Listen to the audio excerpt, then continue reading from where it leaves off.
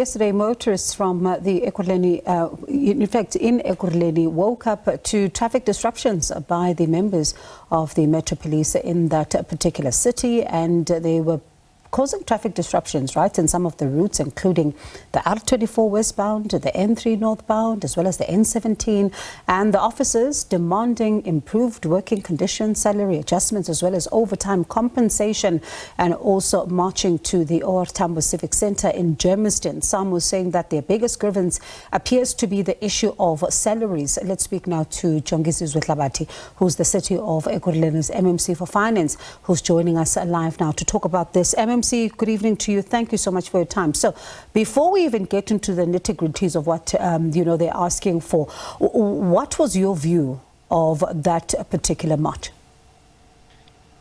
From the outset, as an institution, we did express ourselves that we do condemn what transpired yesterday, particularly what appears to be an organized disruption by our EMPD officers, which has impacted greatly on the movement yesterday of motorists, and to a greater extent it has affected the economy.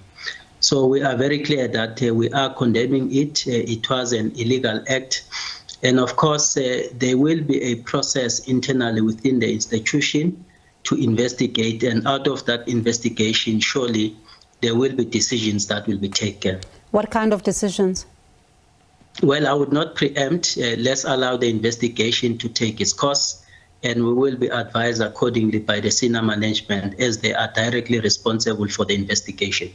All right. And would these, because you say it's illegal, I know you say you don't want to preempt, but if you're saying that this was illegal, one would possibly assume it could even lead to maybe some disciplinary processes? Certainly, they will be subjected into that, and of course there will be consequences in that regard, because if we don't nip it in the bud, this may open up for other departments or workers, if I may put it that way, to engage on a similar incident, knowing that there will not be consequences. And that is why I said from the beginning we condemn it. It should not have happened. It is illegal, and an investigation is taking place, and we are hoping that there will be consequences in that regard. When you see what Samu has to say, as well as some of the protesters being quoted anonymously, they say things wouldn't have had to reach this particular point had the issue of salary adjustments being addressed as speedily as possible. How do you respond to that? Well, not necessarily. We appreciate that there are platforms in the institution where these issues are ventilated. And where we are, we continue to attempt to live up to the collective agreement as it relates to salary increases and associated benefits. But out of the meeting that we had today, the bone of contention is the issue of overtime, because we have taken a decision as an institution to reduce the overtime by 50%, because we've realized that it is really a cost that's not properly managed. And what the officers are making as a play is that they no longer believe that they should work overtime. Instead, they are requesting us to make a consideration of the salary adjustment. And out of our engagement today, we agreed that we will allow the administration to make a determination on the possibility of a salary adjustment. And you must appreciate that will a huge financial implication. So an analysis will be made, and out of that analysis, we will be advised accordingly. Safe to say that, just in the financial year of 2023-2024, we spent almost 887 million on overtime, and surely that should be a serious concern and something needed to give in that regard. And you say it wasn't properly managed. Whose fault is it? I do not necessarily want to apportion blame to a specific individual. Safe to say that out of our conversation, we did agree that there could have been lapse of communication and there could have been lapse of ineffectiveness on our local labor forum platform. that must be seized to engage the relevant stakeholders on these matters. So many parties who are part of this labour forum ought to take responsibility to communicate the developments on matters that affects our labour force. And we have agreed that we need to strengthen that, improve communication and improve effectiveness of our labour forum. And you speak, of course, about now the processes that are going to unfold, especially when it comes to, discussing whether or not the salary adjustments are feasible and all of that. You handle the purse of that city, and it's a difficult question that I'm going to ask you. Will you have the money?